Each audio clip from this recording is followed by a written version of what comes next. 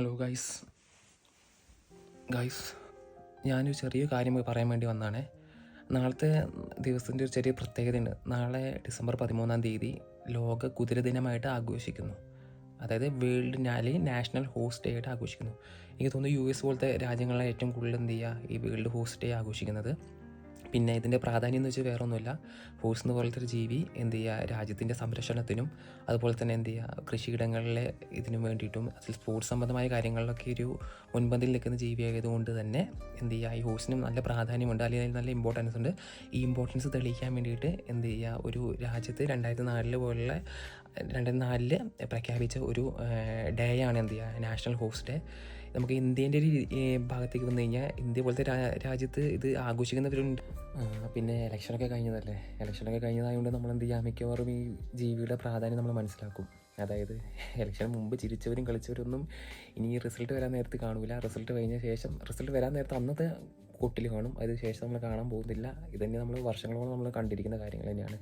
അപ്പോൾ നമ്മൾ 3 തലത്തിൽ നമ്മൾ വോട്ട് കൊടുത്തിട്ടുണ്ട്. ഗ്രാമപഞ്ചായത്ത്, ജില്ലാ പഞ്ചായത്ത്, ഡിസ്ട്രിക്ട് പഞ്ചായത്ത്. നമ്മൾ 3 തലത്തിൽ നമ്മൾ ഗ്രാമപഞ്ചായത്ത്, ബ്ലോക്ക് പഞ്ചായത്ത്, ഡിസ്ട്രിക്ട് പഞ്ചായത്ത്, നമ്മൾ 3 തലത്തിൽ നമ്മൾ വോട്ട് കൊടുത്തിട്ടുണ്ട്.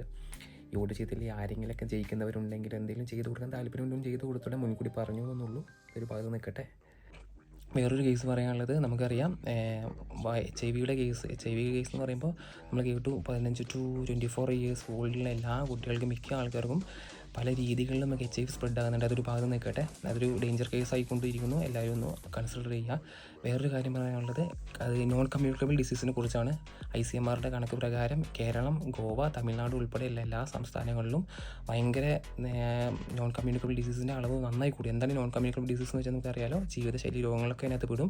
ഞാൻ പ്രത്യേകിച്ച് പറയാനുള്ളത്, നമ്മുടെ ഭക്ഷണ രീതി മാറിക്കൊണ്ടിരിക്കുന്ന, കേരളം വളരെയധികം ഡെവലപ്മെൻ്റ് ആയിക്കൊണ്ടിരിക്കുന്ന ഈ ഒരു നേരത്ത് നമ്മുടെ ഭക്ഷണ രീതികളും മാറിക്കൊണ്ടിരിക്കുന്നു.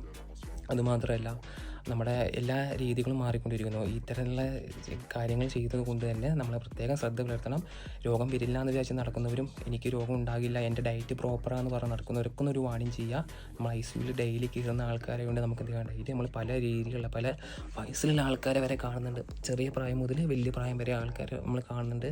ദിവസങ്ങളോളം മാസങ്ങളോളം അവരുടെ വീട്ടുകാരെയും ബുദ്ധിമുട്ടിച്ചാൽ ICUവിൻ്റെ പുറകിലും മുമ്പിലൊക്കെ നിൽക്കുന്നത് നമ്മൾ പലപ്പോഴും കാണുന്നതാണ്. വേറെ നിവർത്തിയില്ല.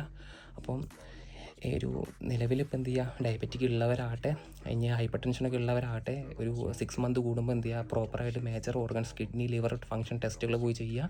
എന്തെങ്കിലും വേരിയേഷൻസ് എന്തെങ്കിലും കാണി കൺസൾട്ട് ആയ ഡോക്ടേഴ്സിനെ പോയി ഒന്ന് കാണുക, അതിനുള്ള സൊല്യൂഷൻസ് തേടുക. വരില്ല എന്ന് വിചാരിച്ചാൽ ആരും നിൽക്കരുത്. പ്രോപ്പർ ഡയറ്റ് എടുക്കുന്നവർക്ക് ഒരു വാണിംഗ് ആണ്. എല്ലാവരും ഒന്ന് ശ്രദ്ധിക്കുക. Okay, thank you guys.